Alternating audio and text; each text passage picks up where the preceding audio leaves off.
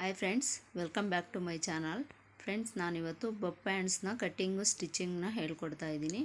Friends ನೋಡಿ, ಇದು main fabric. ಮೊದಲಿಗೆ ನಾವು ಪೇಪರ್ ಕಟ್ಟಿಂಗನ್ನು ಮಾಡ್ಕೊಳ್ಬೇಕು. ಅದಕ್ಕೋಸ್ಕರ ಪೇಪರನ್ನು ತೊಗೊಂಡಿದ್ದೀನಿ. ನೋಡಿ, ಈ ಥರ ಪೇಪರನ್ನು ತೊಗೊಂಡಿದ್ದೀನಿ.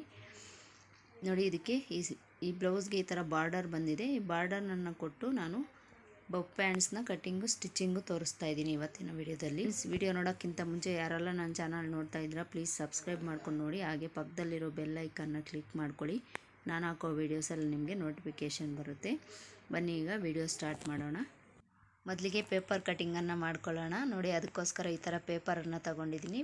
ಪೇಪರ್ ಕಡಿಮೆ ಇರೋದ್ರಿಂದ ನಾನು ಸಿಂಗಲ್ ಹಾಕ್ಕೊಂಡಿದ್ದೀನಿ. ನೀವು ಸ್ವಲ್ಪ ಜಾಸ್ತಿ ಪೇಪರನ್ನು ತಗೊಂಡು ಅದನ್ನು ಫೋಲ್ಡ್ ಮಾಡಿ ಇಟ್ಕೊಳ್ಳಿ.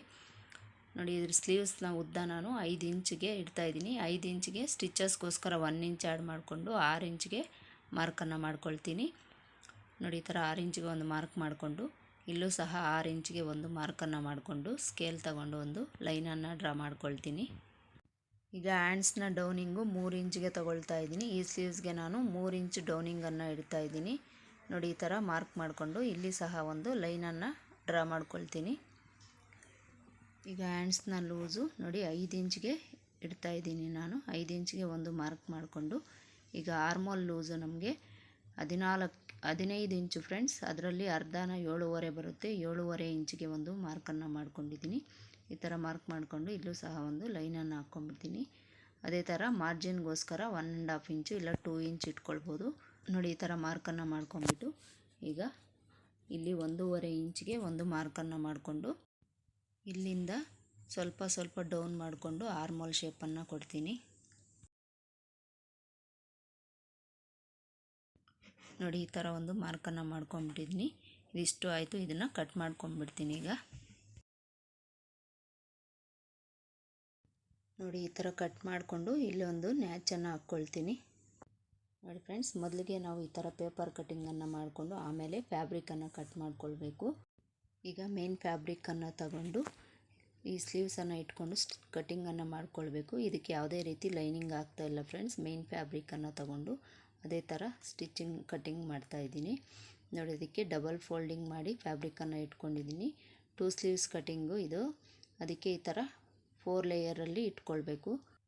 ಈ ಥರ ಇಟ್ಕೊಂಡು ನೋಡಿ, ಪೇಪರ್ ಕಟ್ಟಿಂಗ್ ಮಾಡಿದ್ದೀವಲ್ಲ, ಇದನ್ನು ತಗೊಂಡು ನೋಡ್ಕೊಳ್ಬೇಕು. ನೋಡಿ, ಇದು ನಮಗೆ ಪೀಸ್ ಸಾಕಾಗೋದಿಲ್ಲ. ಅದಕ್ಕೋಸ್ಕರ ನಾನು ಇದಕ್ಕೆ ಪೀಸನ್ನು ಕಟ್ಕೊಳ್ತೀನಿ. ಇದು 4 ಲೇಯರಲ್ಲಿದೆ. ಅದಕ್ಕೋಸ್ಕರ 4 ಲೇಯರ್ ಪೀಸನ್ನು ತೊಗೊಂಡಿದ್ದೀನಿ.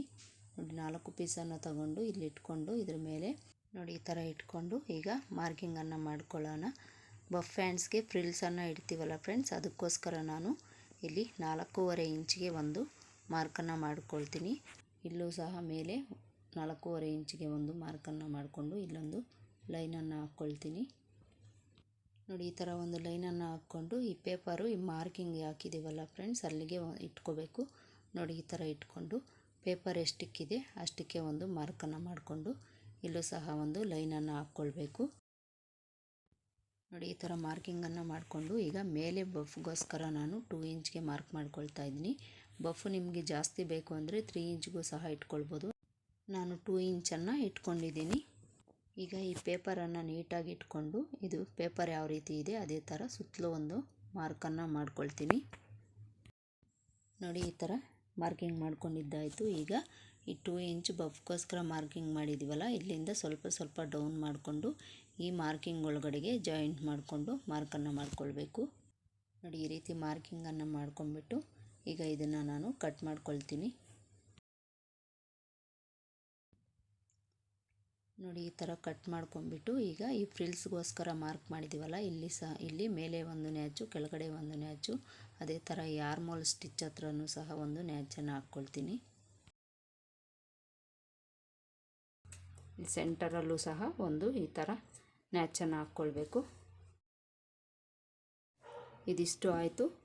ಈಗ ಇದಕ್ಕೆ ಬಾರ್ಡರನ್ನು ಕಟ್ ಮಾಡ್ಕೊಳ್ತೀನಿ ಫ್ರೆಂಡ್ಸ್. ಈ ಬಫ್ ಸ್ಲೀವ್ಸ್ಗೆ ನಾನು ಈ ಥರ ಬಾರ್ಡರನ್ನು ಎಡ್ಜಲ್ಲಿ ಪಟ್ಟಿ ಥರ ಕೊಡ್ತಾ ಇದ್ದೀನಿ ಫ್ರೆಂಡ್ಸ್. ಅದಕ್ಕೋಸ್ಕರ ಈ ಬಾರ್ಡರ್ ತಗೊಂಡು ನಾನು ಈ ಸ್ಲೀವ್ಸ್ ಇದೆಲ್ಲ ಪೇಪರ್ ಕಟ್ಟಿಂಗು ಅದು ಎಷ್ಟಿದೆ ಅಷ್ಟಕ್ಕೆ ಈ ಥರ ಫೋಲ್ಡ್ ಮಾಡಿಕೊಂಡು ಎಷ್ಟಿದೆ ಅಷ್ಟಕ್ಕೆ ಕಟ್ ಮಾಡ್ಕೊಳ್ತೀನಿ. 2 ಸ್ಲೀವ್ಸ್ಗೂ 2 ಪೀಸನ್ನು ಕಟ್ ಮಾಡ್ಕೊಳ್ತೀನಿ ಫ್ರೆಂಡ್ಸ್. ಈ ಥರ ಪೀಸನ್ನು ಕಟ್ ಮಾಡಿ ಇಟ್ಕೊಂಡು ಈಗ ಯಾವ ರೀತಿ ಸ್ಟಿಚ್ ಮಾಡೋದು ಅಂತಲೂ ತೋರಿಸ್ತೀನಿ ಫ್ರೆಂಡ್ಸ್. ನೋಡಿ ಈಗ ಒಂದು ಸ್ಲೀವನ್ನು ತಗೊಂಡು ಅದಕ್ಕೆ ಪೀಸ್ ಜಾಯಿಂಟ್ ಮಾಡಬೇಕು ಅಂತ ಹೇಳಿದ್ನಲ್ಲ ಫ್ರೆಂಡ್ಸ್, ಅದಕ್ಕೋಸ್ಕರ ಈ ಸ್ಲೀವ್ಸ್ಗೆ ಪೀಸನ್ನು ಜಾಯಿಂಟ್ ಮಾಡ್ಕೊಳ್ತೀನಿ ನಾನು. ಉಲ್ಟಾ ಸೀದಾ ನೋಡಿಕೊಂಡು ಸೀದಾ ಕಡೆ ನಾವು ಸ್ಲೀವ್ಸನ್ನು ಇಟ್ಕೊಂಡು ಅದ್ರ ಮೇಲೆ ಈ ಥರ ಪೀಸನ್ನು ಇಟ್ಕೊಂಡು ಸ್ಟಿಚ್ಚನ್ನು ಹಾಕ್ಕೊಂಡ್ಬಿಡ್ತೀನಿ. ಇದ್ರ ಮೇಲೆ ಈಗ ಇನ್ನೊಂದು ಸ್ಟಿಚ್ಚನ್ನು ಹಾಕ್ಕೊಳ್ಬೇಕು.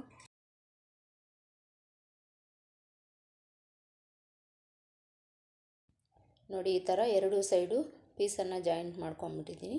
ಈಗ ಇದಕ್ಕೆ ಫ್ರಿಲ್ಸನ್ನು ಇಡಬೇಕು. ಅದಕ್ಕೋಸ್ಕರ ನೋಡಿ ಇಲ್ಲಿಂದ ಈ ನ್ಯಾಚಿಂದ ಈ ಕಡೆಗೆ 2 ಇಂಚ್ಗೆ ಮಾರ್ಕ್ ಮಾಡಿಕೊಂಡು ಇಲ್ಲಿಂದ ಫ್ರಿಲ್ಸನ್ನು ಇಡಬೇಕು. ಯಾಕಂದರೆ ಇಲ್ಲಿ ಎಕ್ಸ್ಟ್ರಾ ಫ್ಯಾಬ್ರಿಕ್ ಇರುತ್ತೆ, ಅದಕ್ಕೋಸ್ಕರ ನಾವು 2 ಇಂಚ್ ನ್ಯಾಚಿಂದ ಈ ಕಡೆಗೆ ಮಾರ್ಕನ್ನು ಮಾಡಿಕೊಂಡು ಅಲ್ಲಿಂದ ಫ್ರಿಲ್ಸನ್ನು ಇಡಬೇಕು. ನೋಡಿ ಈ ಥರ ಸಣ್ಣ ಟೂಲ್ಸ್ ಒಂದನ್ನು ತಗೊಳ್ಳಿ, ಫ್ರಿಲ್ಸ್ ಇಡೋಕ್ಕೆ ಹೆಲ್ಪ್ ಆಗುತ್ತೆ. ನೋಡಿ ಮಾರ್ಕ್ ಮಾಡಿದ್ದೀವಲ್ಲ, ಇಲ್ಲಿಂದ ನಾವು ಈ ಟೂಲ್ಸ್ ಸಹಾಯದಿಂದ ಸಣ್ಣ ಸಣ್ಣದಾಗಿ ಫ್ರಿಲ್ಸನ್ನು ಇಡ್ತಾ ಬರಬೇಕು. ಎಲ್ಲ ಫ್ರಿಲ್ಸು ಒಂದೇ ಸಮನಾಗಿರೋ ಥರ ಇಟ್ಕೊಂಡು ಸ್ಟಿಚ್ ಮಾಡ್ಕೊಳ್ಬೇಕು ನಾವು.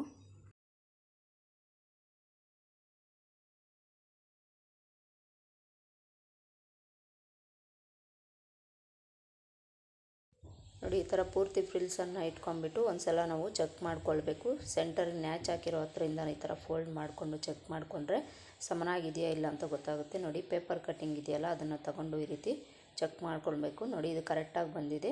ಈ ಥರ ಏನಾದ್ರು ಕರೆಕ್ಟಾಗಿ ಬಂದಿಲ್ಲ, ಎಕ್ಸ್ಟ್ರಾ ಬಂದಿದೆ ಅಂದರೆ ಇನ್ನೊಂದು ಫ್ರಿಲ್ಸನ್ನು ಇಟ್ಕೊಳ್ಬೇಕಾಗುತ್ತೆ. ಈಗ ಬಾರ್ಡರ್ ಯಾವ ರೀತಿ ಅಟ್ಯಾಚ್ ಮಾಡೋದು ಅಂತ ನೋಡೋಣ. ಈ ಥರ ಬಾರ್ಡರನ್ನು ತಗೊಂಡು ಇದಕ್ಕೆ ನಾನು ಲೈನಿಂಗನ್ನು ಅಟ್ಯಾಚ್ ಮಾಡ್ಕೊಳ್ತೀನಿ.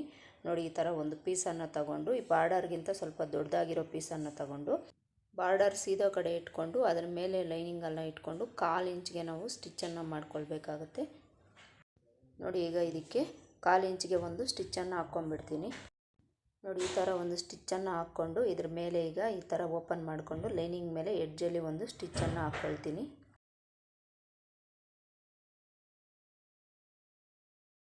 ನೋಡಿ ಈ ರೀತಿ ಲೈನಿಂಗ್ ಮೇಲೆ ಒಂದು ಸ್ಟಿಚ್ಚನ್ನು ಹಾಕ್ಕೊಂಡು ಈಗ ಫೋಲ್ಡ್ ಮಾಡಿಕೊಂಡು ಈ ಥರ ಇದ್ರ ಮೇಲೆ ಟಾಪ್ ಸ್ಟಿಚ್ಚನ್ನು ಹಾಕ್ಕೊಂಡ್ಬಿಡ್ತೀನಿ. ನೋಡಿ ಈ ಥರ ಸ್ಟಿಚ್ಚನ್ನು ಮಾಡ್ಕೊಂಬಿಟ್ಟು ಈಗ ಈ ಬಾರ್ಡರ್ಗಿಂತ 1/2 ಇಂಚ್ ಲೈನಿಂಗ್ ಎಕ್ಸ್ಟ್ರಾ ಇರೋ ಥರ ಒಂದು ಮಾರ್ಕನ್ನು ಮಾಡಿಕೊಂಡು ಎಕ್ಸ್ಟ್ರಾ ಫ್ಯಾಬ್ರಿಕ್ನ ಕಟ್ ಮಾಡ್ಕೊಳ್ಬಿಡ್ತೀನಿ.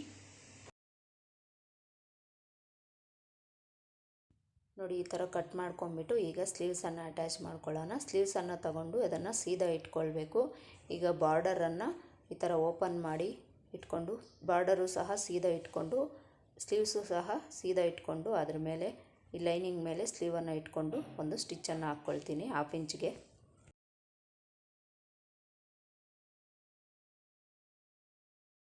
ನೋಡಿ ಈ ಥರ 1/2 ಇಂಚ್ಗೆ ಒಂದು ಸ್ಟಿಚ್ಚನ್ನು ಹಾಕ್ಕೊಂಬಿಟ್ಟು ಇದನ್ನು ಈ ಥರ ತಗೊಂಡು ಇದ್ರ ಮೇಲೆ ಈಗ ಸ್ಟಿಚ್ ಹಾಕಿದ್ದೀವಲ್ಲ ಅದ್ರ ಮೇಲೆ ಎಡ್ಜಲ್ಲಿ ಒಂದು ಸ್ಟಿಚ್ಚನ್ನು ಹಾಕ್ಕೊಳ್ತೀನಿ.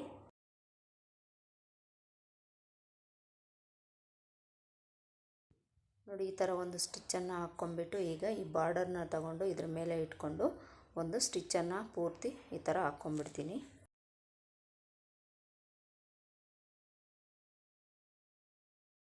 ನೋಡಿ ಈ ಥರ ಸ್ಟಿಚ್ಚನ್ನು ಹಾಕ್ಕೊಂಬಿಟ್ಟು ಈ ಬಾರ್ಡರು ಎಕ್ಸ್ಟ್ರಾ ಇದೆಯಲ್ಲ ಇದನ್ನು ಕಟ್ ಮಾಡ್ಕೊಳ್ತೀನಿ. ನೋಡಿ ಇಲ್ಲಿ ಬಾರ್ಡರ್ ಅಟ್ಯಾಚ್ ಮಾಡಿದ್ದಾಯಿತು. ಈಗ ಇಲ್ಲಿ ಫ್ರಿಲ್ಸನ್ನು ಇಡಬೇಕು. ಅದಕ್ಕೋಸ್ಕರ ಟೇಪನ್ನು ತಗೊಂಡು ಈ ನ್ಯಾಚ್ ಇದೆಯಲ್ಲ, ನ್ಯಾಚಿಂದ ಈ ಕಡೆಗೆ ಒಂದು 2 ಇಂಚ್ ಇಲ್ಲ 3 ಇಂಚಿಗೆ ಒಂದು ಮಾರ್ಕನ್ನು ಮಾಡಿಕೊಂಡು ಅಲ್ಲಿಂದ ಫ್ರಿಲ್ಸನ್ನು ಇಡಬೇಕು. ನೋಡಿ ಈ ಕಡೆಯೂ ಸಹ 3 ಇಂಚಿಗೆ ಒಂದು ಮಾರ್ಕನ್ನು ಮಾಡ್ಕೊಳ್ತಿದ್ದೀನಿ. ಮಾಡಿಕೊಂಡು ಫ್ರಿಲ್ಸನ್ನು ಇಡ್ತೀನಿ. ನೋಡಿ ಮಾರ್ಕ್ ಎಲ್ಲಿ ಮಾಡಿದ್ದೀವೋ ಅಲ್ಲಿಗೆ ನೀಡಲನ್ನು ಇಳಿಸ್ಕೊಂಡು ಈ ಥರ ಒಂದು ಸಣ್ಣ ಟೂಲನ್ನು ತಗೊಂಡು ಸಣ್ಣದಾಗಿ ಫ್ರಿಲ್ಸನ್ನು ಇಡಬೇಕು. ನೋಡಿ ಫ್ರೆಂಡ್ಸ್, ಇದು ಈ ಕಡೆಗೆ ನಮಗೆ ಫ್ರಿಲ್ಸ್ ಇಟ್ಟಿದ್ದೀವಿ ಅಂದರೆ ಅದರ ಆಪೋಸಿಟ್ಟು ನಾವು ಇಲ್ಲಿ ಫ್ರಿಲ್ಸನ್ನು ಇಡಬೇಕು. ನಾನೀಗ ಇದಕ್ಕೆ ಪೂರ್ತಿ ಫ್ರಿಲ್ಸನ್ನು ಇಟ್ಕೊಂಡ್ಬಿಡ್ತೀನಿ.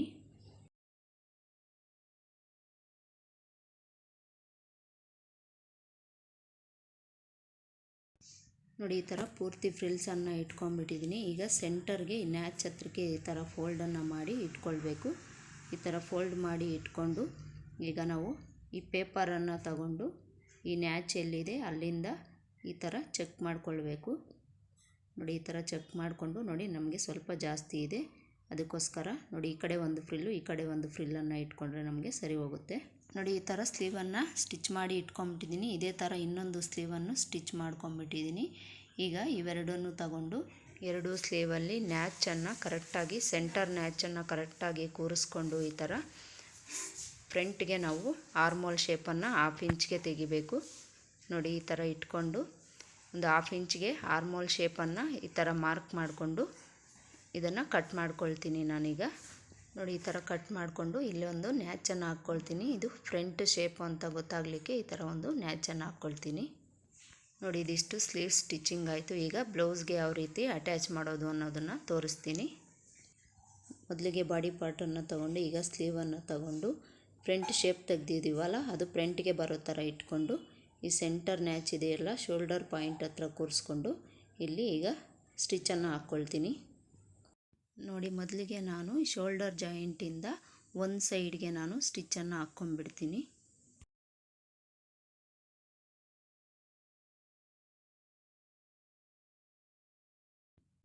ನೋಡಿ ಈಗ ಈ ಥರ ಸ್ಟಿಚ್ಚನ್ನು ಹಾಕ್ಕೊಂಡ್ಬಿಟ್ಟಿದ್ದೀನಿ ಒಂದು ಸೈಡು. ಈಗ ಉಲ್ಟಾ ತಿರುಗಿಸ್ಕೊಂಡು ಈ ಥರ ಈ ಕಡೆಯಿಂದ ಸ್ಟಿಚ್ಚನ್ನು ಮಾಡ್ಕೊಳ್ಬೇಕು. ನೋಡಿ ಬಾಡಿ ಪಾರ್ಟು ಮತ್ತು ಸ್ಲೀವು ಕರೆಕ್ಟಾಗಿರೋ ಥರ ಇಟ್ಕೊಂಡು ಸ್ಟಿಚ್ಚನ್ನು ಮಾಡ್ಕೊಳ್ಬೇಕು.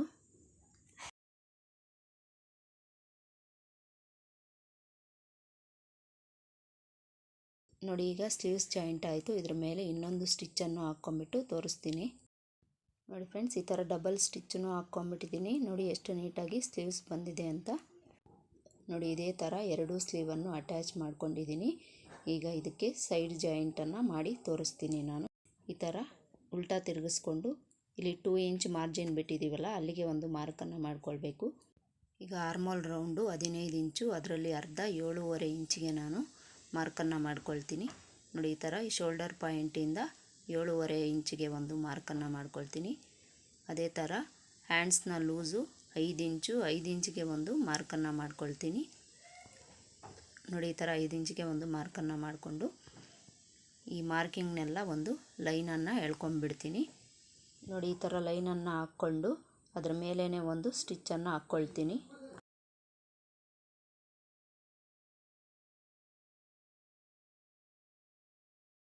ನೋಡಿ ಈ ಥರ ಈ ಸೈಡ್ ಜಾಯಿಂಟ್ ಆಯಿತು. ಇನ್ನೊಂದು ಸೈಡನ್ನು ಸಹ ಇದೇ ಥರ ಸ್ಟಿಚ್ ಮಾಡ್ಕೊಂಡ್ಬಿಡ್ತೀನಿ. ನೋಡಿ ಈಗ ನಾನು ಎರಡೂ ಸೈಡ್ ಜಾಯಿಂಟನ್ನು ಮಾಡ್ಕೊಂಬಿಟ್ಟಿದ್ದೀನಿ. ಈಗ ಸೀದಾ ಮಾಡಿ ತೋರಿಸ್ತೀನಿ ಯಾವ ರೀತಿ ಬಫ್ ಪ್ಯಾಂಟ್ಸ್ ಬಂದಿದೆ ಅಂತ. ನೋಡಿ ಫ್ರೆಂಡ್ಸ್ ಈ ಥರ ನಮಗೆ ಬಫ್ ಪ್ಯಾಂಟ್ಸ್ ಬಂದಿದೆ. ಎಷ್ಟು ನೀಟಾಗಿದೆ ಅಂತ ನೋಡಿ. ನೋಡಿದ್ರಲ್ಲ ಫ್ರೆಂಡ್ಸ್, ಇವತ್ತಿನ ವಿಡಿಯೋದಲ್ಲಿ ಬಫ್ ಪ್ಯಾಂಟ್ಸ್ನ ಕಟ್ಟಿಂಗು ಸ್ಟಿಚಿಂಗ್ ಯಾವ ರೀತಿ ಮಾಡೋದು ಅಂತ. ಫ್ರೆಂಡ್ಸ್ ಈ ವಿಡಿಯೋ ಇಷ್ಟ ಆಗಿದ್ದರೆ ಫ್ರೆಂಡ್ಸ್ ಆ್ಯಂಡ್ ಫ್ಯಾಮ್ಲಿಗೆ ಶೇರ್ ಮಾಡಿ, ಹಾಗೆ ಚಾನಲ್ನ ಸಬ್ಸ್ಕ್ರೈಬ್ ಮಾಡ್ಕೊಂಡು ನೋಡಿ ಫ್ರೆಂಡ್ಸ್. ಈ ವಿಡಿಯೋ ನಿಮಗೆ ಸ್ವಲ್ಪನಾದರೂ ಹೆಲ್ಪ್ಫುಲ್ ಅನಿಸಿದರೆ ಒಂದು ಲೈಕನ್ನು ಕೊಡಿ ಫ್ರೆಂಡ್ಸ್. ಮತ್ತೆ ಸಿಗೋಣ ಮತ್ತೊಂದು ವಿಡಿಯೋದಲ್ಲಿ. Thanks for watching.